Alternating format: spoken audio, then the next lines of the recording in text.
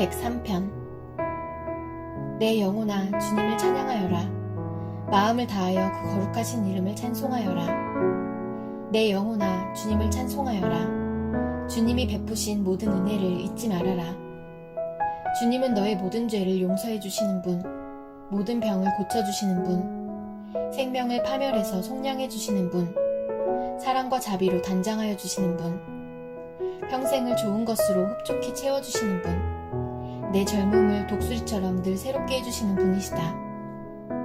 주님은 공의를 세우시며 억눌린 모든 사람의 권리를 변호하신다. 모세에게 주님의 뜻을 알려주셨고 이스라엘 자손에게 주님의 행적들을 알려주셨다. 주님은 자비롭고 은혜로우시며 노하기를 더디하시며 사랑이 그지없으시다. 두고 꾸짖지 않으시며 노를 끝없이 품지 않으신다.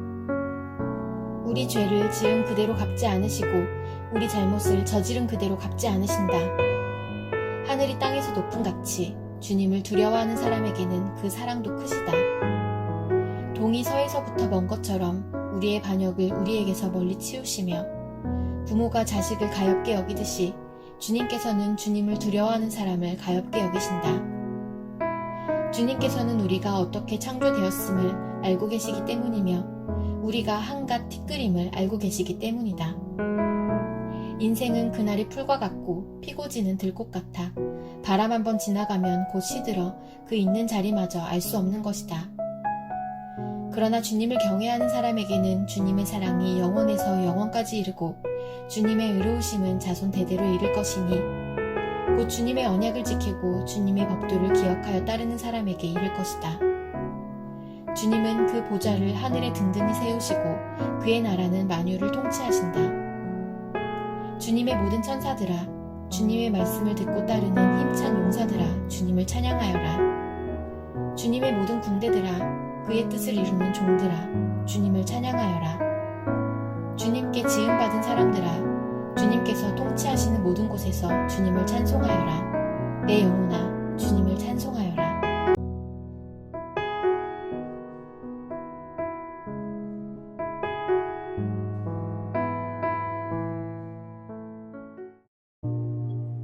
사무엘상 15장.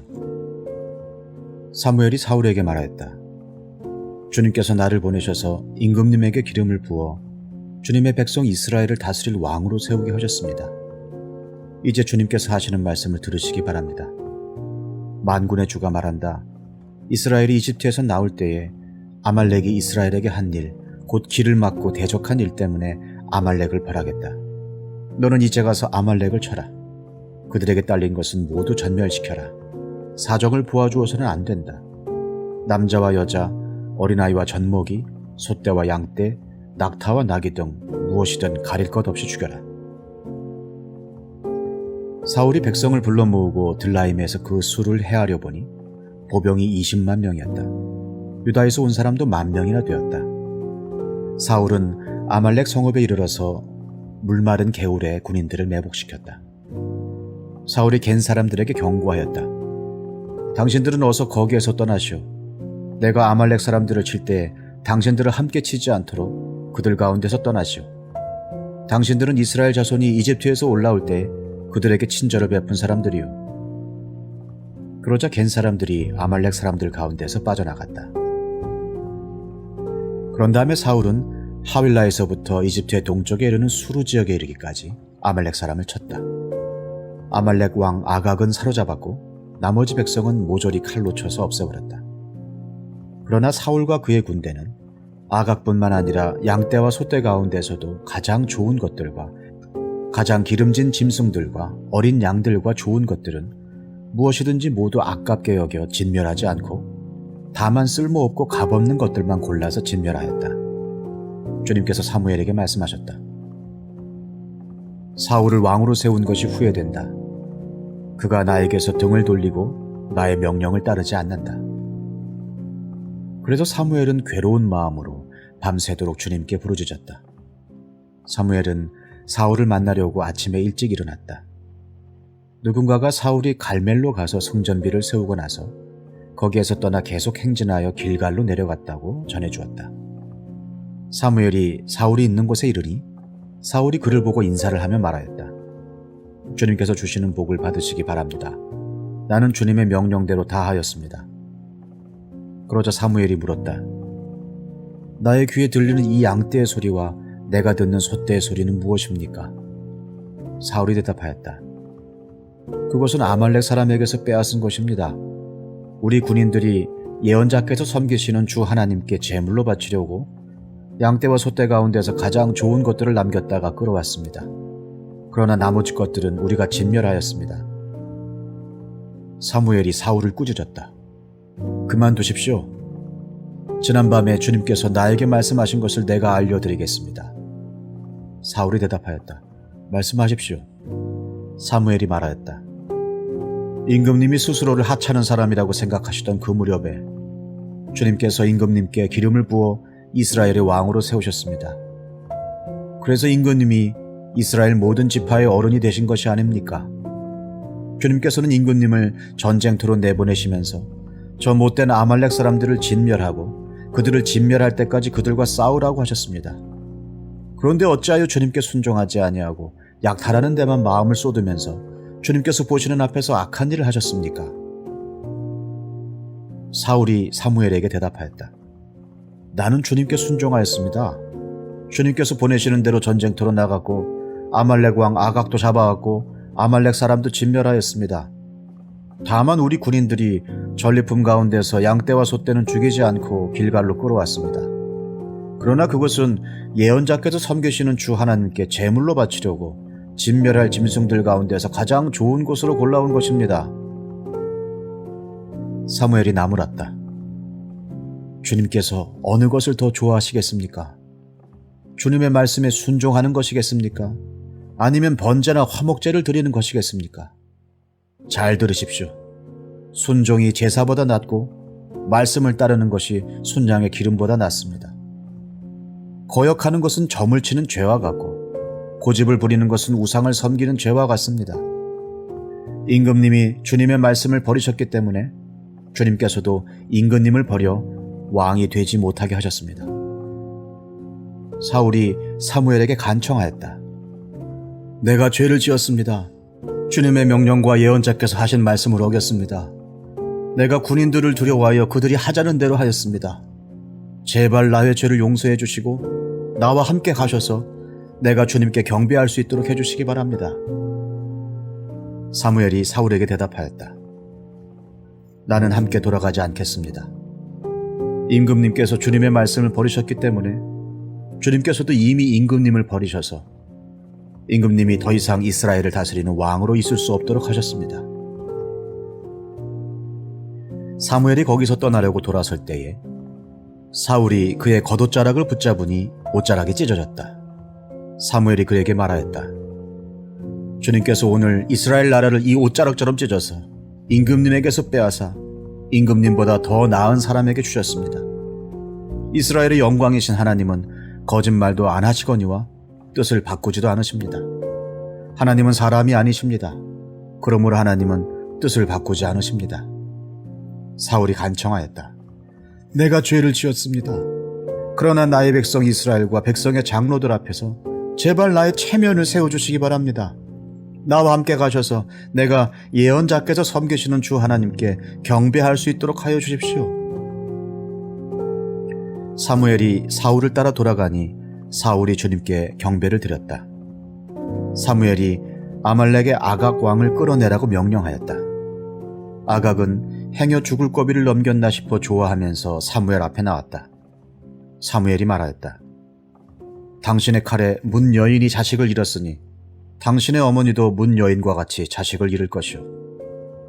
사무엘은 길갈 성소의 주님 앞에서 아각을 칼로 난도질하여 죽였다. 그런 다음에 사무엘은 라마로 돌아갔고 사울은 사울 기브아에 있는 자기 집으로 올라갔다. 그 다음부터 사무엘은 사울 때문에 마음이 상하여 죽는 날까지 다시는 사울을 만나지 않았고 주님께서도 사울을 이스라엘의 왕으로 세우신 것을 후회하셨다. 사무엘상 16장. 주님께서 사무엘에게 말씀하셨다. 사울이 다시는 이스라엘을 다스리지 못하도록 내가 이미 그를 버렸는데 너는 언제까지 사울 때문에 괴로워할 것이냐? 너는 어서 뿔병에 기름을 채워가지고 길을 떠나 베들레헴 사람 이새에게로 가거라. 내가 이미 그의 아들 가운데서 왕이 될 사람을 한 명 골라놓았다. 사무엘이 여쭈었다. 내가 어떻게 길을 떠날 수 있겠습니까? 사울이 이 소식을 들으면 나를 죽일 것입니다. 주님께서 대답하셨다. 너는 암송아지를 한 마리 끌고 가서 주님께 희생 제물을 바치러 왔다고 말하여라. 그리고 이새를 제사에 초청하여라. 그 다음에 해야 할 일은 내가 거기에서 너에게 일러주겠다. 너는 내가 거기에서 일러주는 사람에게 기름을 부어라. 사무엘이 주님께서 시키신 대로 하여 베들레헴에 이르니 그 성읍의 장로들이 떨면서 나와 맞으며 물었다. 좋은 일로 오시는 겁니까? 사무엘이 대답하였다. 그렇소, 좋은 일이요. 나는 주님께 희생제물을 바치러 왔소. 여러분은 몸을 성결하게 한 뒤에 나와 함께 제사를 드리러 갑시다. 그런 다음에 사무엘은 이새와 그의 아들들만은 자기가 직접 성결하게 한 뒤에 제사에 초청하였다. 그들이 왔을 때 사무엘은 엘리압을 보고 속으로 주님께서 기름 부어 세우시려는 사람이 정말 주님 앞에 나와 섰구나 하고 생각하였다. 그러나 주님께서 사무엘에게 이르셨다. 너는 그의 준수한 겉모습과 큰 키만을 보아서는 안 된다. 그는 내가 세운 사람이 아니다. 나는 사람이 판단하는 것처럼 그렇게 판단하지는 않는다. 사람은 겉모습만을 따라 판단하지만 나 주는 중심을 본다. 다음으로 이새가 아비나답을 불러 사무엘 앞으로 지나가게 하였다. 그러나 사무엘은 이 아들도 주님께서 뽑으신 사람이 아니라고 하였다. 이번에는 이새가 산마를 지나가게 하였으나 사무엘은 이 아들도 주님께서 뽑으신 사람이 아니라고 하였다. 이런 식으로 이새가 자기 아들 7을 모두 사무엘 앞으로 지나가게 하였으나 사무엘은 이새에게 주님께서는 이 아들들 가운데 어느 하나도 뽑지 않으셨소 하고 말하였다. 사무엘이 이새에게 아들들이 다 온 겁니까? 하고 물으니 이새가 대답하였다. 막내가 남아있기는 합니다만 지금 양떼를 치러 나가고 없습니다. 사무엘이 이새에게 말하였다. 어서 사람을 보내어 데려오시오. 그가 이곳에 오기 전에는 제물을 바치지 않겠소. 그래서 이새가 사람을 보내어 막내 아들을 데려왔다. 그는 눈이 아름답고 외모도 준수한 홍안의 소년이었다. 주님께서 말씀하셨다. 바로 이 사람이다. 어서 그에게 기름을 부어라. 사무엘이 기름이 담긴 뿔병을 들고 그의 형들이 둘러선 가운데서 다윗에게 기름을 부었다. 그러자 주님의 영이 그날부터 계속 다윗을 감동시켰다. 사무엘은 거기에서 떠나 라마로 돌아갔다. 사울에게서는 주님의 영이 떠났고 그 대신에 주님께서 보내신 악한 영이 사울을 괴롭혔다. 신하들이 사울에게 아뢰었다. 임금님, 하나님이 보내신 악한 영이 지금 임금님을 괴롭히고 있습니다. 임금님은 신하들에게 수금을 잘 타는 사람을 하나 구하라고 분부를 내려주시기 바랍니다. 하나님이 보내신 악한 영이 임금님께 덮칠 때마다 그가 손으로 수금을 타면 임금님이 나으실 것입니다. 사울이 신하들에게 명령을 내렸다. 그러면 수금을 잘 타는 사람을 찾아보고 있으면 나에게로 데려오너라. 젊은 신하 가운데 한 사람이 대답하였다. 제가 베들레헴 사람 이새에게 그런 아들이 있는 것을 보았습니다. 그는 수금을 잘 탈 뿐만 아니라 용사이며 용감한 군인이며 말도 잘하고 외모도 좋은 사람인데다가 주님께서 그와 함께 계십니다. 그러자 사울이 이새에게 심부름꾼들을 보내어 양떼를 치고 있는 그의 아들 다윗을 자기에게 보내라고 명령하였다. 이새는 곧 나귀 한 마리에 빵과 가죽부대에 담은 포도주 한 자루와 염소 새끼 한 마리를 실어서 자기 아들 다윗을 지켜 사울에게 보냈다. 그리하여 다윗은 사울에게 와서 그를 섬기게 되었다. 사울은 다윗을 매우 사랑하였으며 마침내 그를 자기의 무기를 들고 다니는 사람으로 삼았다. 사울은 이새에게 사람을 보내어 일렀다. 다윗이 나의 마음에 꼭 드니 나의 시중을 들게 하겠다. 그리하여 하나님이 보내신 악한 영이 사울에게 내리면 다윗이 수금을 들고 와서 손으로 탔고 그때마다 사울에게 내린 악한 영이 떠났고 사울은 제정신이 들었다. 사무엘상 17장. 블레셋 사람들이 또 전쟁을 일으키려고 군인을 모두 모아 유다의 소고에 집결시키고 소거와 아세가 사이에 있는 에베스 담밈에 진을 쳤다. 사울도 이스라엘 군인들을 집결시켜 엘라 평지에 진을 친 뒤에 블레셋 군인들과 맞서서 싸울 전열을 갖추었다. 그리하여 블레셋과 이스라엘이 골짜기를 사이에 두고 이쪽 저쪽 산 위에서 맞서서 버티고 있었다. 블레셋 진에서 가드 사람 골리앗이라는 장수가 싸움을 걸려고 나섰다. 그는 키가 6규빗하고도 한 뼘이나 더 되었다. 머리에는 노수로 만든 투구를 쓰고 몸에는 비늘 갑옷을 입었는데 그 갑옷의 무게는 놋 5,000세겔이나 되었다. 다리에는 노수로 만든 각반을 차고 어깨에는 노수로 만든 창을 메고 있었다. 그의 창자루는 배틀의 용두머리만큼 굵었고 그 창날의 무게는 쇠 600세겔이나 되었다. 그의 앞에서는 방패를 든 사람이 걸어 나왔다. 골리앗이 나와서 이스라엘 전선을 마주보고 고함을 질렀다. 너희는 어쩌자고 나와서 전열을 갖추었느냐? 나는 블레셋 사람이고 너희는 사울의 종들이 아니냐? 너희는 내 앞에 나설 만한 사람을 하나 뽑아서 나에게 보내어라. 그가 나를 쳐 죽여 이기면 우리가 너희의 종이 되겠다. 그러나 내가 그를 쳐 죽여 이기면 너희가 우리의 종이 되어서 우리를 섬겨야 한다. 이 블레셋 사람이 다시 고함을 질렀다. 내가 오늘 이스라엘 군대를 이처럼 모욕하였으니 너희는 어서 나에게 한 사람을 내보내어 나하고 맞붙어 싸우게 하여라.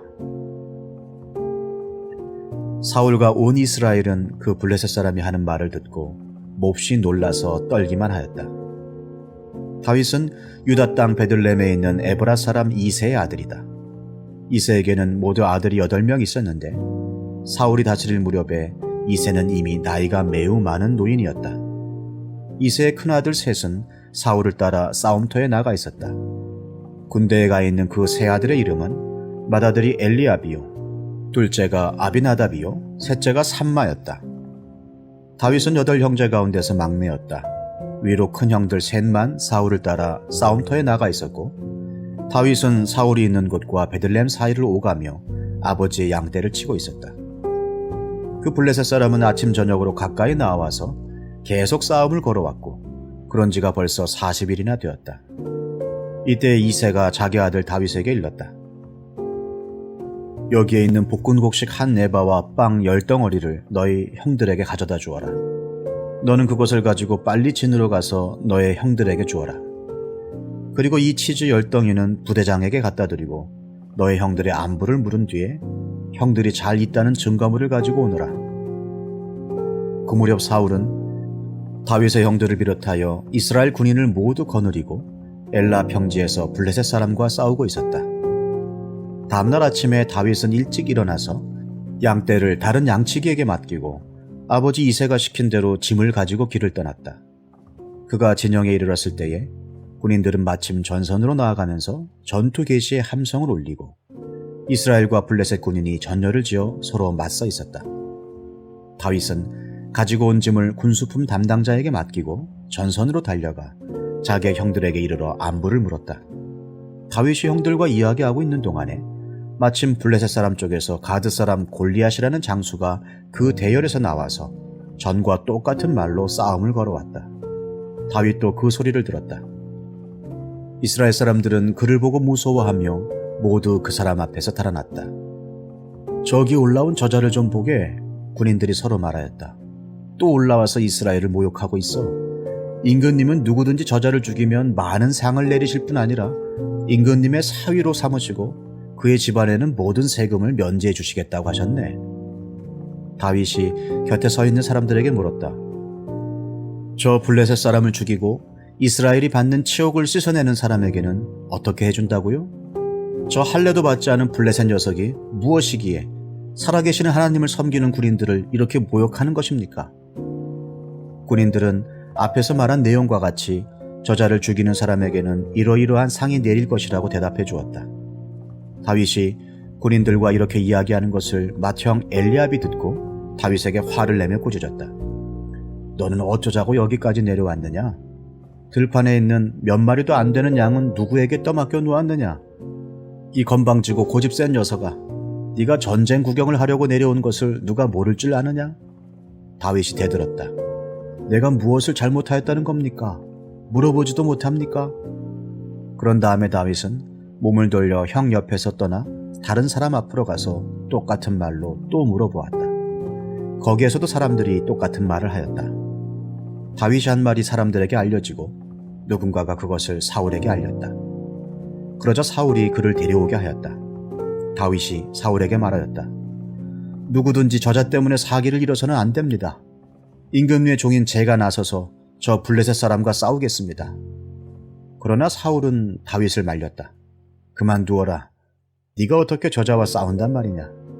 저자는 평생 군대에서 뼈가 굵은 자이지만 너는 아직 어린 소년이 아니냐. 그러나 다윗은 굽히지 않고 사울에게 말하였다. 임금님의 종인 저는 아버지의 양떼를 지켜왔습니다. 사자나 곰이 양떼에 달려들어 한 마리라도 물어가면 저는 곧바로 뒤쫓아가서 그놈을 쳐 죽이고 그 입에서 양을 꺼내어 살려내곤 하였습니다. 그 짐승이 저에게 덤벼들면 그 턱수염을 붙잡고 때려 죽였습니다. 제가 이렇게 사자도 죽이고 곰도 죽였으니 저 할례받지 않은 블레셋 사람도 그 꼴로 만들어 놓겠습니다. 살아계시는 하나님의 군대를 모욕한 자를 어찌 그대로 두겠습니까? 다윗은 말을 계속하였다. 사자의 발톱이나 곰의 발톱에서 저를 살려주신 주님께서 저 블레셋 사람의 손에서도 틀림없이 저를 살려주실 것입니다. 그제서야 사울이 다윗에게 허락하였다. 그렇다면 나가도 좋다. 주님께서 너와 함께 계시길 바란다. 사울은 자기의 군장비로 다윗을 무장시켜 주었다. 머리에는 노트구를 씌워주고 몸에는 갑옷을 입혀주었다. 다윗은 허리에 사울의 칼까지 차고 시험삼아 몇 걸음 걸어본 다음에 사울에게 이런 무장에는 제가 익숙하지 못합니다. 이렇게 무장을 한 채로는 걸어갈 수도 없습니다. 하고는 그것을 다 벗었다. 그렇게 무장을 해본 일이 없었기 때문이다. 그런 다음에 다윗은 목동의 지팡이를 들고 시냇가에서 돌 5개를 골라서 자기가 메고 다니던 목동의 도구인 주머니에 집어넣은 다음 자기가 쓰던 무림매를 손에 들고 그 블레셋 사람에게 가까이 나아갔다. 그 블레셋 사람도 방패든 사람을 앞세우고 다윗에게 점점 가까이 다가왔다. 그 블레셋 사람은 다윗을 보고 나서 그가 다만 잘생긴 홍한 소년에 지나지 않는다는 것을 알고는 그를 우습게 여겼다. 그 블레셋 사람은 다윗에게 막대기를 들고 나에게로 나아오다니 네가 나를 개로 여기는 것이냐? 하고 묻고는 자기 신들의 이름으로 다윗을 저주하였다. 그 블레셋 사람이 다윗에게 말하였다. 어서 내 앞으로 오너라. 내가 너의 살점을 공중의 새와 들짐승의 밥으로 만들어주마. 그러자 다윗이 그 블레셋 사람에게 말하였다. 너는 칼을 차고 창을 메고 투창을 들고 나에게로 나왔으나 나는 네가 모욕하는 이스라엘 군대의 하나님 곧 만군의 주님의 이름을 의지하고 너에게로 나왔다. 주님께서 너를 나의 손에 넘겨주실 터이니 내가 오늘 너를 쳐서 네 머리를 베고 블레셋 사람의 주검을 모조리 공중의 새와 땅의 들짐승에게 밥으로 주어서 온 세상이 이스라엘의 하나님을 알게 하겠다. 또 주님께서는 칼이나 창 따위를 쓰셔서 구원하시는 것이 아니라는 것을 여기에 모인 이 온 무리가 알게 하겠다. 전쟁에서 이기고 지는 것은 주님께 달린 것이다. 주님께서 너희를 모조리 우리 손에 넘겨주실 것이다. 드디어 그 블레셋 사람이 몸을 움직여 다윗에게 점점 가까이 다가오자 다윗은 재빠르게 그 블레셋 사람이 서 있는 대열 쪽으로 달려가면서 주머니에 손을 넣어 돌을 하나 꺼낸 다음 그 돌을 무린매로 던져서 그 블레셋 사람의 이마를 맞추었다. 골리앗이 이마에 돌을 맞고 땅바닥에 쓰러졌다. 이렇게 다윗은 무린매와 돌 하나로 그 블레셋 사람을 이겼다. 그는 칼도 들고 가지 않고 그 블레셋 사람을 죽였다. 다윗이 달려가서 그 블레셋 사람을 밟고 서서 그의 칼집에서 칼을 빼어 그의 목을 잘라 죽였다. 블레셋 군인들은 자기들의 장수가 이렇게 죽는 것을 보자 모두 달아났다.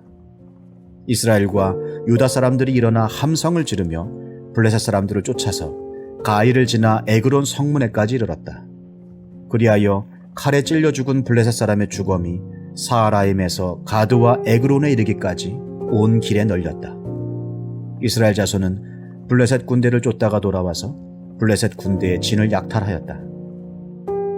다윗은 그 블레셋 사람의 머리는 예루살렘으로 가지고 갔으나 그의 무기들은 자기 장막에 간직하였다. 사울은 다윗이 그 블레셋 사람에 맞서서 나가는 것을 보면서 군사령관 아브넬에게 물었다. 아브넬 장군, 저 소년이 누구의 아들이오? 아브넬이 대답하였다. 임금님, 황공하오나 저도 잘 모릅니다. 왕이 명령하였다. 저 젊은이가 누구의 아들인지 직접 알아보시오. 마침내 다윗이 그 블레셋 사람을 죽이고 돌아오자 아브넬이 그를 데리고 사울 앞으로 갔다. 다윗의 손에는 여전히 그 블레셋 사람의 머리가 들려 있었다. 사울이 다윗에게 물었다. 너는 누구의 아들이냐? 다윗이 대답하였다. 베들레헴 사람 임금님의 종 이새의 아들입니다.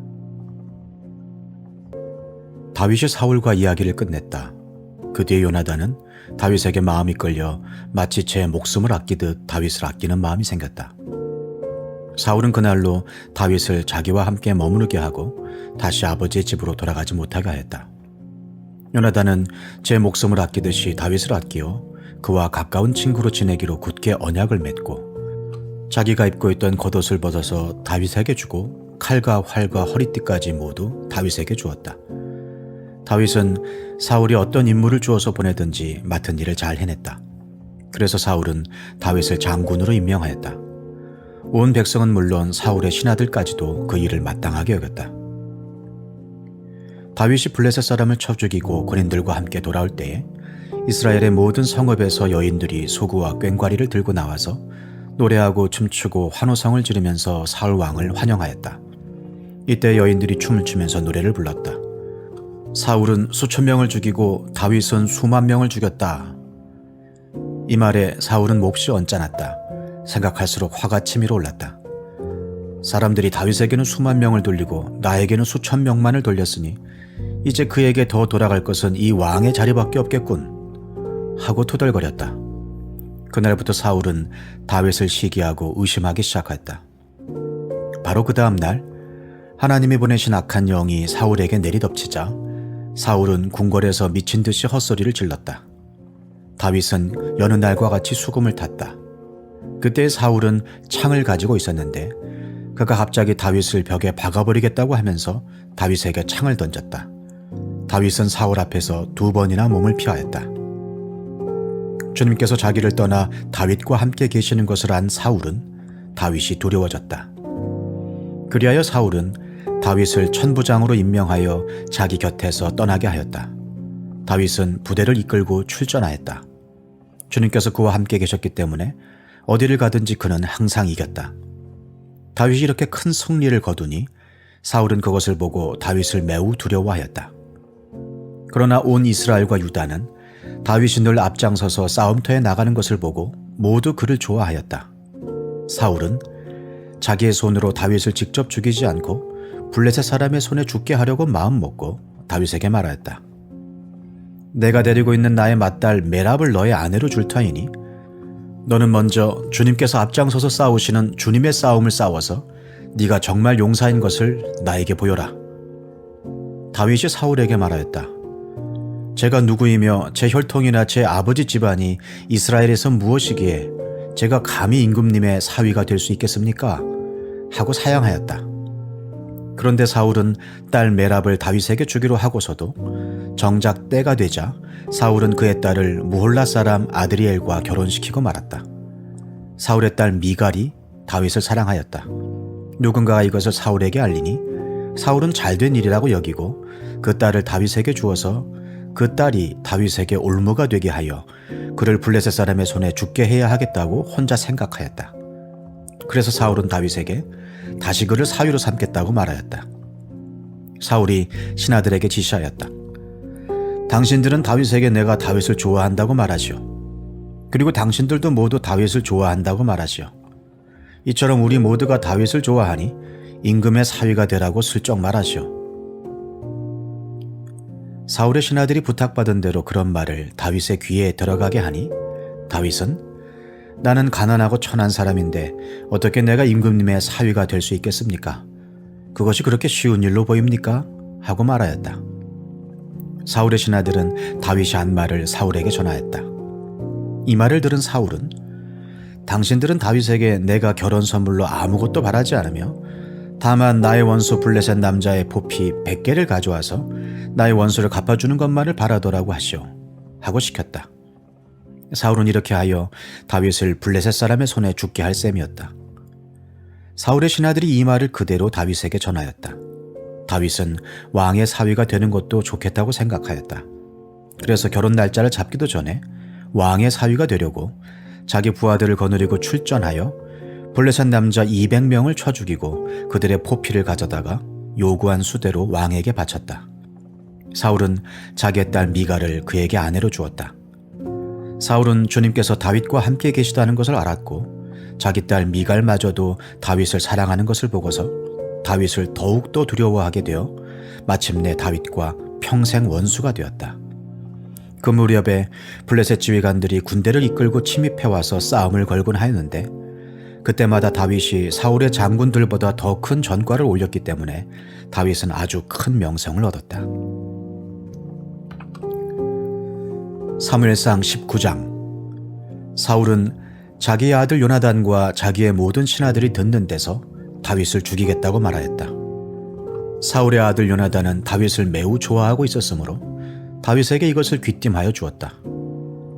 나의 아버지 사울이 자네를 죽이려 하니 나의 말을 듣게. 자네는 내일 아침 일찍 몸을 피하여 외진 곳으로 가서 숨어 있게. 자네가 숨어 있는 들로 아버지를 모시고 나가서 내가 아버지 곁에 붙어 다니다가 기회를 보아 자네 일을 아버지께 여쭈어보고 거기에서 있었던 일을 내가 곧 자네에게 알려주겠네. 요나단은 아버지 사울 앞에서 다윗의 좋은 점들을 이야기하였다. 그는 사울에게 말하였다. 아버지께서는 아버지의 신하 다윗을 해치려고 하십니다만 이런 죄를 지으시면 안 됩니다. 다윗은 아버지께 죄를 지은 일이 없습니다. 오히려 다윗은 아버지를 도와서 아주 좋은 일들만 했습니다. 그는 자기 목숨을 아끼지 않고 블레셋 장군을 쳐 죽였고 그래서 주님께서 온 이스라엘에게 이렇게 큰 승리를 안겨주셨습니다. 아버지께서도 그것을 직접 보고 기뻐하셨습니다. 그런데 지금 무엇 때문에 이유도 없이 다윗을 죽여 죄 없는 피를 흘려 죄를 지으려고 하십니까? 사울이 요나단의 말을 듣고 맹세하였다. 그래, 주님께서 확실히 살아계심을 두고 맹세하마 내가 결코 다윗을 죽이지 않겠다. 요나단이 다윗을 불러다가 이 모든 일을 알려주고 나서 다윗을 사울에게 데리고 가서 전처럼 왕을 모시게 하였다. 또 전쟁이 일어나니 다윗은 출전하여 블레셋 사람들과 싸웠다. 다윗이 그들을 쳐서 크게 무찌르니 블레셋 사람들이 다윗 앞에서 도망쳤다. 그런데 사울이 창을 들고 궁중에 앉아있을 때에 주님께서 보내신 악한 영이 또 사울을 강하게 사로잡았다. 다윗이 수금을 타고 있는데 사울이 창으로 다윗을 벽에 박으려고 하였다. 다윗이 사울 앞에서 피하였으므로 창만 벽에 박혔다. 다윗은 도망하여 목숨을 건졌다. 바로 그날 밤에 사울이 다윗의 집으로 부하들을 보내어 그를 지키고 있다가 아침에 죽이라고 시켰다. 그러나 다윗의 아내 미갈이 그에게 당신은 오늘 밤에 피하지 않으면 내일 틀림없이 죽습니다 하고 경고하였다. 미갈이 다윗을 창문으로 내려보내니 다윗이 거기에서 달아나서 목숨을 건졌다. 한편 미갈은 집안에 있는 우상을 가져다가 침대에 누이고 그 머리에는 염소털로 짠 망을 씌우고 그 몸에는 옷을 입혔다. 사울의 부하들이 다윗을 잡으러 오자 미갈은 남편이 병이 들어서 누워있다고 말하였다. 그러자 사울은 다윗이 정말 아픈지 확인하여 보라고 그 부하들을 다시 보내면서 자기가 직접 죽일 터이니 그를 침대째로 자기에게 들고 오라고 하였다. 부하들이 와서 보니 침대에는 집안에 있던 우상이 누워 있었다. 머리에 염소털로 짠 망을 씌운 채 뉘어놓은 것이었다. 사울이 미갈에게 호통을 쳤다. 네가 왜 나를 속이고 원수가 빠져나가서 살아날 수 있게 하였느냐? 그러자 미갈은 다윗을 빠져나가지 못하게 하였다가는 다윗이 자기를 죽였을 것이라고 사울에게 대답하였다. 다윗은 그렇게 달아나서 살아난 다음에 라마로 사무엘을 찾아가서 그동안 사울이 자기에게 한 일을 모두 이야기하였다. 그러자 사무엘은 곧 다윗을 데리고 나요스로 가서 살았다. 다윗이 라마의 나요스에 있다는 소식이 곧 사울에게 들어갔다. 사울은 다윗을 잡아오라고 부하들을 보냈다. 그들이 가서 보니 예언자들 한 무리가 사무엘 앞에서 춤추고 소리치며 예언을 하고 있었다. 그 순간 그 부하들에게도 하나님의 영이 내리니 그들도 춤추고 소리치며 예언을 하였다. 사람들이 사울에게 이 소식을 알리니 사울이 다른 부하들을 보냈으나 그들도 춤추고 소리치면서 예언을 하는 것이었다. 사울이 다시 세 번째로 부하들을 보내니 그들도 마찬가지로 춤추고 소리치면서 예언을 하였다. 드디어 사울이 직접 라마로 갔다. 그는 세구에 있는 큰 우물에 이르러 사무엘과 다윗이 어디에 있는지를 물었다. 사람들은 그 두 사람이 라마의 나요스에 있다고 대답하였다. 사울이 거기에서 라마의 나요스로 가는데 그에게도 하나님의 영이 내려서 그는 라마의 나요스에 이를 때까지 계속하여 춤추고 소리치며 열광 상태에서 예언을 하며 걸어갔다. 사무엘 앞에 이르러서는 옷까지 벗어버리고 춤추고 소리치면서 예언을 하고 나서 그날 하루 밤낮을 벗은 몸으로 쓰러져 있었다. 사울도 예언자가 되었는가 하는 말이 여기에서 나왔다. 사무엘상 20장. 다윗이 라마의 나요스에서 빠져나와 집으로 돌아온 다음에 요나단에게 따져 물었다. 내가 무슨 못할 일을 하였느냐? 내가 무슨 몹쓸 일이라도 하였느냐? 내가 자네의 아버님께 무슨 잘못을 저질렀기에 아버님이 이토록 나의 목숨을 노리시느냐? 요나단이 그에게 대답하였다. 자네를 죽이시다니 결코 그런 일은 없을 걸세. 내가 분명히 말하지만 우리 아버지는 큰 일이든지 작은 일이든지 나에게 알리지 않고서는 하시지를 않네. 그런데 우리 아버지가 이 일이라고 해서 나에게 숨기실 까닭이 무엇이겠는가? 그럴 리가 없네. 그러나 다윗은 맹세까지 하면서 말하였다. 자네가 나를 지극히 아낀다는 것은 자네의 아버님도 잘 알고 계시지 않은가? 그렇기 때문에 이 일만은 자네에게 알려서는 안 된다고 생각하셨을 걸세. 자네가 알면 매우 슬퍼할 테니까 말일세. 주님께서 살아계시니 내가 자네에게 분명히 말하겠네. 나와 죽음 사이는 한 발짝밖에 되지 않네. 요나단이 다윗에게 제안하였다. 자네의 소원을 말해보게. 자네를 돕는 일이면 무엇이든지 하겠네. 다윗이 요나단에게 대답하였다. 내일은 초하루일세. 내가 임금님과 함께 앉아서 식사를 해야 하는 날일세. 그러나 내가 외출을 할 수 있도록 주선하여 주게. 나가서 모레 저녁 때까지 들녘에 숨어 있겠네. 그러다가 만일 자네의 아버님이 내가 왜 안 보이느냐고 물으시거든. 그때 자네는 내가 우리 고향 베들레헴으로 가서 온 가족과 함께 거기에서 매년제를 드릴 때가 되어 급히 가보아야 한다고 말미를 달라고 해서 허락해 주었다고 말씀드려 주게. 그때 자네의 아버님이 잘했다고 말씀하시면 나에게 아무런 화가 미치지 않겠지만 자네의 아버님이 화를 내시면 나를 해치려고 결심하신 것으로 알겠네. 자네는 이미 주님 앞에서 나와 가까운 친구로 지내기로 굳게 약속하였으니 나에게 친구의 의리를 꼭 지켜주게. 그러나 나에게 무슨 허물이 있다면 자네가 직접 나를 죽이게. 나를 자네의 아버님께로 데려갈 까닭이 없지 않은가? 요나단이 대답하였다. 결코 그런 일은 없을 걸세. 우리 아버지가 자네를 해치려는 결심을 한 줄을 알고서야 내가 어찌 그것을 자네에게 곧 알려주지 않겠는가? 그러나 다윗은 요나단에게 물었다. 혹시 자네의 아버님이 자네에게 화를 내면서 대답하시면 누가 그것을 나에게 알려주겠는가? 요나단이 다윗에게 말하였다. 자, 가세. 들로 나가세. 둘은 함께 들로 나갔다. 요나단이 다윗에게 약속하였다. 주 이스라엘의 하나님이 우리의 증인이시네. 내가 내일이나 모레 이맘때에 아버지의 뜻을 살펴보고 자네에게 대하여 좋게 생각하신다면 사람을 보내어 알리겠네. 아버지가 자네를 해치려 한다는 것을 내가 알고도 그것을 자네에게 알리지 않아서 자네가 안전하게 피신하지 못하게 된다면 주님께서 이 요나단에게 무슨 벌을 내리셔도 달게 받겠네. 주님께서 나의 아버지와 함께 계셨던 것처럼 자네와도 함께 계시기를 바라네. 그 대신 내가 살아있는 동안은 내가 주님의 인자하심을 누리며 살 수 있게 해주게. 내가 죽은 다음에라도 주님께서 자네 다윗의 원수들을 이 세상에서 다 없애버리시는 날이라도 나의 집안과 의리를 끊지 말고 지켜주게. 그런 다음에 요나단은 다윗의 집안과 언약을 맺고 말하였다. 주님께서 다윗의 원수들에게 보복하여 주시기를 바라네. 요나단은 다윗을 제 몸처럼 아끼는 터라 다윗에게 다시 맹세하였다. 요나단이 다윗에게 약속하였다. 내일은 초하루이니 아버지가 자네의 자리가 빈 것을 보시면 틀림없이 자네가 왜 자리를 비웠는지 물으실 걸세. 모레까지 기다리다가 저번 일이 있었을 때 숨었던 그곳으로 내려가서 에셀 바위 곁에 숨어 있게. 그러면 내가 연습 삼아 어떤 표적을 놓고 활을 쏘는 것처럼 그 바위 곁으로 화살을 3번 쏘겠네. 그런 다음에 내가 데리고 있는 종을 보내어 그 화살을 다 찾아오라고 말하겠네. 그때 내가 그 종에게 큰 소리로 너무 멀리 갔다 이쪽으로 오면서 다 주워오너라 하고 말하면 주님께서 살아계심을 걸고 맹세하겠네. 자네에게는 아무 일도 없을 것이니 안심하고 나오게. 그러나 내가 그 종에게 아직 더 가야 된다, 화살은 더 먼 곳에 있다 하고 말하면 주님께서 자네를 멀리 보내시는 것이니 떠나가게.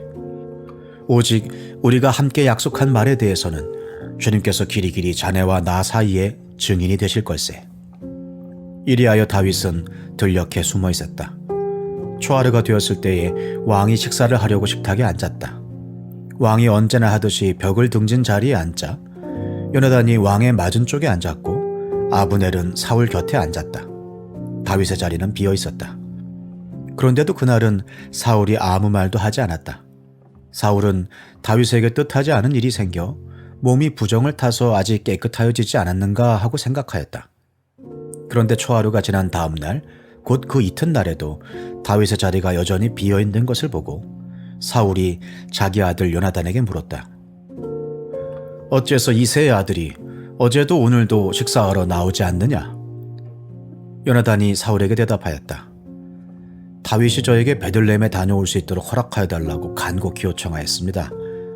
자기 집안이 베들레헴 성읍에서 제사를 드리는데 자기 형이 다녀가라고 했다고 하면서 제가 자기를 아낀다면 자기 형을 만나게 해달라고 저에게 간청을 하였습니다. 그래서 그가 지금 임금님의 식탁에 나오지 못하였습니다. 사울이 요나단에게 화를 내면서 소리쳤다.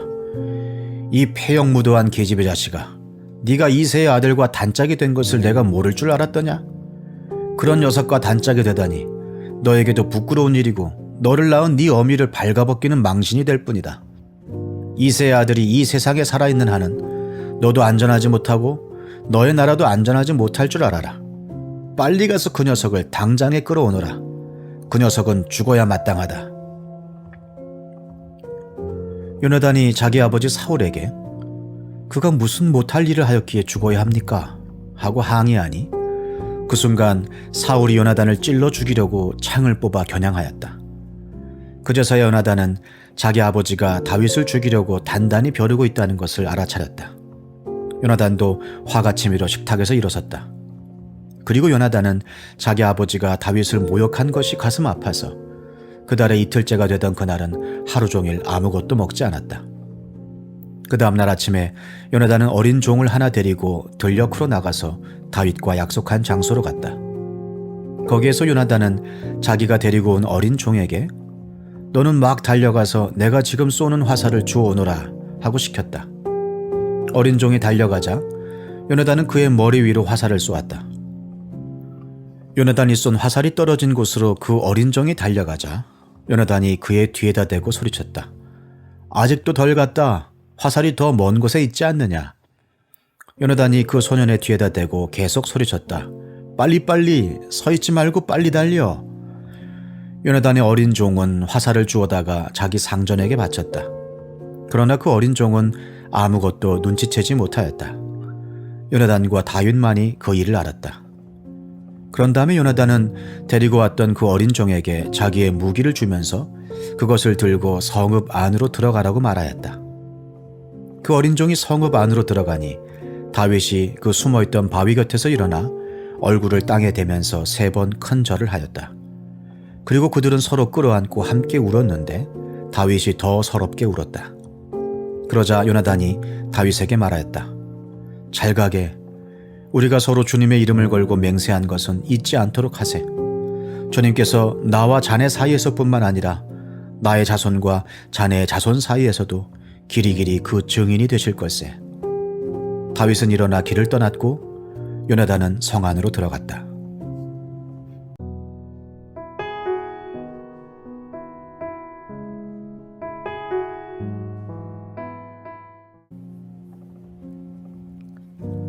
고린도전서 12장. 형제자매 여러분, 신령한 은사들에 대하여 여러분이 모르고 지내기를 나는 바라지 않습니다.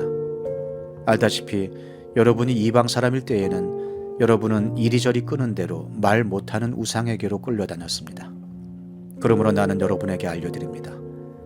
하나님의 영으로 말하는 사람은 아무도 예수는 저주를 받아라 하고 말할 수 없고, 또 성령을 힘입지 않고서는 아무도 예수는 주님이시다 하고 말할 수 없습니다. 은사는 여러 가지지만 그것을 주시는 분은 같은 성령이십니다. 섬기는 일은 여러 가지지만 섬김을 받으시는 분은 같은 주님이십니다. 일의 성과는 여러 가지지만 모든 사람에게서 모든 일을 하시는 분은 같은 하나님이십니다. 각 사람에게 성령을 나타내 주시는 것은 공동 이익을 위한 것입니다. 어떤 사람에게는 성령을 통하여 지혜의 말씀을 주시고, 어떤 사람에게는 같은 성령을 따라 지식의 말씀을 주십니다. 어떤 사람에게는 같은 성령으로 믿음을 주시고, 어떤 사람에게는 같은 성령으로 병 고치는 은사를 주십니다. 어떤 사람에게는 기적을 행하는 능력을 주시고, 어떤 사람에게는 예언하는 은사를 주시고, 어떤 사람에게는 영을 분별하는 은사를 주십니다. 어떤 사람에게는 여러 가지 방언을 말하는 은사를 주시고, 어떤 사람에게는 그 방언을 통역하는 은사를 주십니다. 이 모든 일은 한 분이신 같은 성령이 하시며, 그는 원하시는 대로 각 사람에게 은사를 나누어 주십니다. 몸은 하나이지만 많은 지체가 있고, 몸의 지체는 많지만 그들이 모두 한 몸이듯이 그리스도도 그러하십니다. 우리는 유대 사람이든지 그리스 사람이든지 종이든지 자유인이든지 모두 한 성령으로 세례를 받아서 한 몸이 되었고, 또 모두 한 성령을 마시게 되었습니다. 몸은 하나의 지체로 되어 있는 것이 아니라 여러 지체로 되어 있습니다. 발이 말하기를 나는 손이 아니니까 몸에 속한 것이 아니다 한다고 해서 발이 몸에 속하지 않은 것이 아닙니다. 또 귀가 말하기를 나는 눈이 아니니까 몸에 속한 것이 아니다 한다고 해서 귀가 몸에 속하지 않은 것이 아닙니다. 온몸이 다 눈이라면 어떻게 듣겠습니까? 또 온몸이 다 귀라면 어떻게 냄새를 맡겠습니까? 그런데 실은 하나님께서는 원하시는 대로 우리 몸에다가 각각 다른 여러 지체를 두셨습니다. 전체가 하나의 지체로 되어 있다고 하면 몸은 어디에 있습니까? 그런데 실은 지체는 여럿이지만 몸은 하나입니다. 그러므로 눈이 손에게 말하기를 너는 내게 쓸 데가 없다 할 수가 없고, 머리가 발에게 말하기를 너는 내게 쓸 데가 없다 할 수 없습니다. 그뿐만 아니라 몸의 지체 가운데서 비교적 더 약하게 보이는 지체들이 오히려 더 요긴합니다. 그리고 우리가 덜 명예스러운 것으로 여기는 지체들에게 더욱 풍성한 명예를 덧입히고, 볼품없는 지체들을 더욱더 아름답게 꾸며줍니다. 그러나 아름다운 지체들은 그럴 필요가 없습니다. 하나님께서는 몸을 골고루 짜 맞추셔서 모자라는 지체에게 더 풍성한 명예를 주셨습니다. 그래서 몸에 분열이 생기지 않게 하시고 지체들이 서로 같이 걱정하게 하셨습니다. 한 지체가 고통을 당하면 모든 지체가 함께 고통을 당합니다. 한 지체가 영광을 받으면 모든 지체가 함께 기뻐합니다. 여러분은 그리스도의 몸이요 따로따로는 지체들입니다.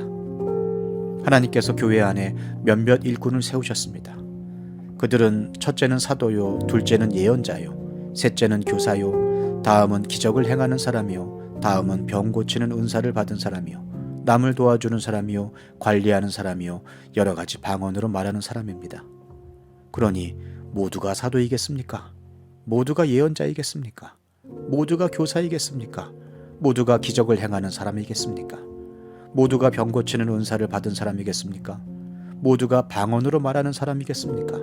모두가 통역하는 사람이겠습니까? 그러나 여러분은 더 큰 은사를 열심히 구하십시오. 고린도전서 13장. 내가 사람의 모든 말과 천사의 말을 할 수 있을지라도 내게 사랑이 없으면 울리는 징이나 요란한 꽹과리가 될 뿐입니다. 내가 예언하는 능력을 가지고 있을지라도, 또 모든 비밀과 모든 지식을 가지고 있을지라도, 또 산을 옮길 만한 모든 믿음을 가지고 있을지라도 사랑이 없으면 아무것도 아닙니다. 내가 내 모든 소유를 나누어 줄지라도, 내가 자랑 삼아 내 몸을 넘겨줄지라도 사랑이 없으면 내게는 아무런 이로움이 없습니다. 사랑은 오래 참고 친절합니다. 사랑은 시기하지 않으며 뽐내지 않으며 교만하지 않습니다. 사랑은 무례하지 않으며 자기의 이익을 구하지 않으며 성을 내지 않으며 원한을 품지 않습니다. 사랑은 불의를 기뻐하지 않으며 진리와 함께 기뻐합니다. 사랑은 모든 것을 덮어주며 모든 것을 믿으며 모든 것을 바라며 모든 것을 견딥니다. 사랑은 없어지지 않습니다. 그러나 예언도 사라지고 방언도 그치고 지식도 사라집니다. 우리는 부분적으로 알고 부분적으로 예언합니다. 그러나 온전한 것이 올 때에는 부분적인 것은 사라집니다. 내가 어릴 때에는 말하는 것이 어린아이와 같고 깨닫는 것이 어린아이와 같고 생각하는 것이 어린아이와 같았습니다. 그러나 어른이 되어서는 어린아이의 일을 버렸습니다. 지금은 우리가 거울로 영상을 보듯이 희미하게 보지만은 그때에는 얼굴과 얼굴을 마주하여 볼 것입니다. 지금은 내가 부분밖에 알지 못하지만은 그때에는 하나님께서 나를 아신 것과 같이 내가 온전히 알게 될 것입니다. 그러므로 믿음, 소망, 사랑 이 세 가지는 항상 있을 것인데 그 가운데서 으뜸은 사랑입니다. 고린도전서 14장 사랑을 추구하십시오. 신령한 은사를 열심히 구하십시오. 특히 예언하기를 열망하십시오. 방언으로 말하는 사람은 사람에게 말하는 것이 아니라 하나님께 말하는 것입니다. 아무도 그것을 알아듣지 못합니다. 그는 성령으로 비밀을 말하는 것입니다. 그러나 예언하는 사람은 사람들에게 말하는 것입니다. 그는 덕을 끼치고 위로하고 격려하는 말을 합니다. 방언으로 말하는 사람은 자기에게만 덕을 끼치고 예언하는 사람은 교회에 덕을 끼칩니다. 여러분이 모두 방언으로 말할 수 있기를 내가 바랍니다마는 그보다도 예언할 수 있기를 더 바랍니다. 방언을 누가 통역하여 교회에 덕을 끼치게 해주지 않으면 방언으로 말하는 사람보다 예언하는 사람이 더 훌륭합니다. 형제자매 여러분, 내가 여러분에게로 가서 방언으로 말하고 계시나 지식이나 예언이나 가르침을 전하는 방식으로 말하지 않는다면 여러분에게 무슨 유익이 되겠습니까? 필이나 검은고와 같이 생명이 없는 악기도 각각 음색이 다른 소리를 내지 않으면 피리를 부는 것인지 수금을 타는 것인지 어떻게 알 수 있겠습니까? 또 나팔이 분명하지 않은 소리를 내면 누가 전투를 준비하겠습니까? 이와 같이 여러분도 방언을 사용하기 때문에 분명한 말을 하지 않는다면 그 말이 무슨 뜻인지 남이 어떻게 알겠습니까? 결국 여러분은 허공에다 대고 말하는 셈이 될 것입니다. 이 세상에는 수많은 종류의 말이 있습니다. 그러나 뜻이 없는 말은 하나도 없습니다. 내가 그 말의 뜻을 알지 못하면 나는 그 말을 하는 사람에게 딴 세상 사람이 되고 그도 나에게 딴 세상 사람이 될 것입니다. 이와 같이 여러분도 성령의 은사를 갈구하는 사람들이니 교회에 덕을 끼치도록 그 은사를 더욱 넘치게 받기를 힘쓰십시오. 그러므로 방언으로 말하는 사람은 그것을 통역할 수 있기를 기도하십시오. 내가 방언으로 기도하면 내 영은 기도하지만 내 마음은 아무런 열매를 얻지 못합니다. 그렇다면 어떻게 해야 하겠습니까? 나는 영으로 기도하고 또 깨친 마음으로도 기도하겠습니다. 나는 영으로 찬미하고 또 깨친 마음으로도 찬미하겠습니다. 그렇지 않고 그대가 영으로만 감사를 드리면 간 믿기 시작한 사람은 그것이 무슨 뜻인지를 알아듣지 못하므로 어떻게 그 감사 기도에 아멘 하고 말할 수 있겠습니까? 그대가 훌륭하게 감사 기도를 드린다고 해도 다른 사람에게는 덕이 되지 않습니다. 나는 여러분 가운데 누구보다도 더 많이 방언을 말할 수 있음을 하나님께 감사합니다. 그러나 나는 방언으로 만마디 말을 하기보다도 다른 사람을 가르치기 위하여 나의 깨친 마음으로 교회에서 5마디 말을 하기를 원합니다. 형제자매 여러분, 생각하는 데는 아이가 되지 마십시오.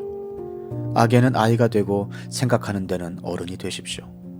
율법에 이렇게 기록되어 있습니다. 주님께서 말씀하시기를 내가 방언을 하는 사람의 혀와 딴 나라 사람의 입술로 이 백성에게 말할지라도 그들은 나의 말을 듣지 않을 것이다 하셨습니다. 그러므로 방언은 신자들에게 주는 표징이 아니라 불신자들에게 주는 표징이고 예언은 불신자들에게 주는 것이 아니라 신자들에게 주는 것입니다. 온 교회가 한자리에 모여서 모두가 방언으로 말하고 있으면 간 믿기 시작한 사람이나 믿지 않는 사람이 들어와서 듣고 여러분을 미쳤다고 하지 않겠습니까?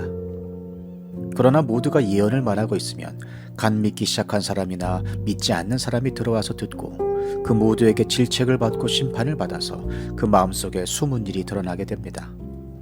그래서 그는 엎드려서 하나님께 경배하면서 참으로 하나님께서 여러분 가운데 계십니다 하고 환히 말할 것입니다. 그러므로 형제자매 여러분, 어떻게 해야 하겠습니까? 여러분이 함께 모이는 자리에는 찬송하는 사람도 있고 가르치는 사람도 있고 하나님의 계시를 말하는 사람도 있고 방언으로 말하는 사람도 있고 통역하는 사람도 있습니다. 모든 일을 남에게 덕이 되게 하십시오. 누가 방언으로 말할 때에는 둘 또는 많아야 셋이서 말하되 차례로 말하고 한 사람은 통역을 하십시오. 통역할 사람이 없거든 교회에서는 침묵하고 자기에게와 하나님께 말하십시오. 예언하는 사람은 둘이나 셋이서 말하고 다른 이들은 그것을 분별하십시오. 그러나 앉아있는 다른 사람에게 계시가 내리거든 먼저 말하던 사람은 잠잠하십시오. 여러분은 모두 한 사람씩 예언을 할 수 있습니다. 그래야 모두가 배우고 권면을 받게 됩니다. 예언하는 사람의 영은 예언하는 사람에게 통제를 받습니다. 하나님은 무질서의 하나님이 아니라 평화의 하나님이십니다. 성도들의 모든 교회에서 그렇게 하는 것과 같이 여자들은 교회에서는 잠자코 있어야 합니다. 여자에게는 말하는 것이 허락되어 있지 않습니다. 율법에서도 말한 대로 여자들은 복종해야 합니다. 배우고 싶은 것이 있으면 집에서 자기 남편에게 물으십시오. 여자가 교회에서 말하는 것은 자기에게 부끄러운 일입니다. 하나님의 말씀이 여러분에게서 났습니까? 또는 여러분에게만 내렸습니까? 누구든지 자기가 예언자이거나 성령을 은사로 받은 사람이라 생각하거든 내가 여러분에게 써보내는 이 글이 주님의 명령이라는 것을 알아야 합니다. 누구든지 이것을 인정하지 않으면 그 사람도 인정을 받지 못할 것입니다. 그러므로 나의 형제자매 여러분, 예언하기를 열심히 구하십시오. 그리고 방언으로 말하는 것을 막지 마십시오. 모든 일을 적절하게 하고 질서 있게 해야 합니다.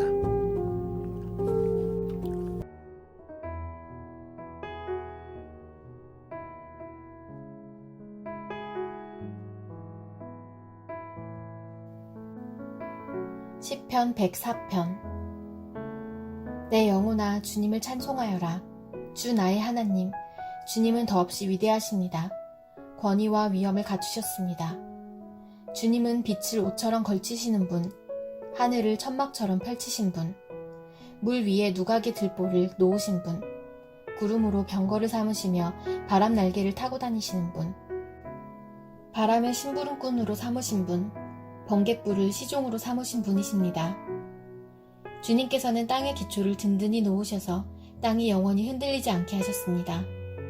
옷으로 몸을 감싸듯 깊은 물로 땅을 덮으시더니 물이 높이 솟아올라서 산들을 덮었습니다. 그러나 주님께서 한번 꾸짖으시니 물이 도망치고 주님의 천둥소리에 물이 서둘러서 물러갑니다. 물은 산을 넘고 골짜기를 타고 내려가서 주님께서 정하여 주신 그 자리로 흘러갑니다. 주님은 경계를 정하여 놓고 물이 거기를 넘지 못하게 하시며 물이 되돌아와서 땅을 덮지 못하게 하십니다. 주님은 골짜기마다 샘물이 솟아나게 하시어 산과 산 사이로 흐르게 하시니 들짐승이 모두 마시고 목마른 들나귀들이 갈증을 풉니다. 하늘의 새들도 샘 곁에 깃들며 우거진 나뭇잎 사이에서 지저깁니다. 누각 높은 곳에서 산에 물을 대주시니 이 땅은 주님께서 내신 열매로 만족합니다. 주님은 들짐승들이 뜯을 풀이 자라게 하시고 사람들이 밭가리로 채소를 얻게 하시고 땅에서 먹거리를 얻게 하셨습니다. 사람의 마음을 즐겁게 하는 포도주를 주시고 얼굴에 윤기가 나게 하는 기름을 주시고 사람의 힘을 북돋아주는 먹거리도 주셨습니다. 주님께서 심으신 나무들과 레바논의 백향목들이 물을 양껏 마시니 새들이 거기에 깃들고 황새도 그 꼭대기에 집을 짓습니다. 높은 산은 산양이 사는 곳이며 바위 틈은 오소리의 피난처입니다. 때를 가늠하도록 달을 지으시고 해에게는 그 지는 때를 알려주셨습니다. 주님께서 어둠을 들이우시니 밤이 됩니다. 숲속의 모든 짐승은 이때부터 움직입니다. 젊은 사자들은 먹이를 찾으려고 으르렁거리며 하나님께 먹이를 달라고 울부짖다가 해가 뜨면 물러가서 굴에 눕고, 사람들은 일을 하러 나와서 해가 저물도록 일합니다. 주님께서 손수 만드신 것이 어찌 이리도 많습니까? 이 모든 것을 주님께서 지혜로 만드셨으니 땅에는 주님이 지으신 것으로 가득합니다. 저 크고 넓은 바다에는 크고 작은 고기들이 헤아릴 수 없이 우글거립니다. 물 위로는 배들도 오가며 주님이 지으신 리워야단도 그 속에서 놉니다. 이 모든 피조물이 주님만 바라보며 때를 따라서 먹이 주시기를 기다립니다. 주님께서 그들에게 먹이를 주시면 그들은 받아먹고, 주님께서 손을 펴 먹을 것을 주시면 그들은 만족해합니다. 그러나 주님께서 얼굴을 숨기시면 그들은 떨면서 두려워하고, 주님께서 호흡을 거두어들이시면 그들은 죽어서 본래의 흙으로 돌아갑니다. 주님께서 주님의 영을 불어넣으시면 그들이 다시 창조됩니다. 주님께서는 땅의 모습을 다시 새롭게 하십니다. 주님의 영광은 영원하여라. 주님은 친히 행하신 일로 기뻐하신다. 주님이 굽어보기만 하셔도 땅은 떨고, 주님이 산에 닿기만 하셔도 산이 연기를 뿜는다. 내가 살아있는 동안 나는 주님을 노래할 것이다. 숨을 거두는 그때까지 나의 하나님께 노래할 것이다. 내 묵상을 주님이 기꺼이 받아주시면 좋으련만. 그러면 나는 주님의 품 안에서 즐겁기만 할 것이다. 죄인들아, 이 땅에서 사라져라. 악인들아, 너희도 영원히 사라져라. 내 영혼아, 주님을 찬송하여라. 할렐루야.